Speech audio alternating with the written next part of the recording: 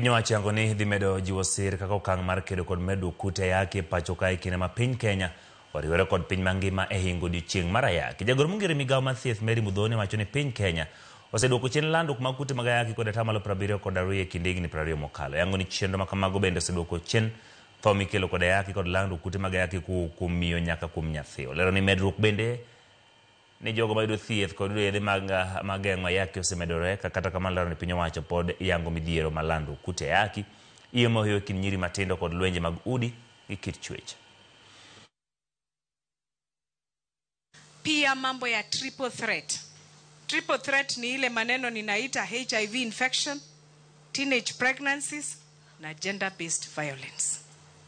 Unajua gender based violence inakuja na rape, inakuja na mambo mingi. And when the children are at home, there are risks sometimes, especially when we are not able to observe them every now and then. Aswa sisi wenye tunaenda kazi kila siku. Sasa lazima tukuje hapa kanisani tuwaombee pia kwa sababu ya the risks that are involved.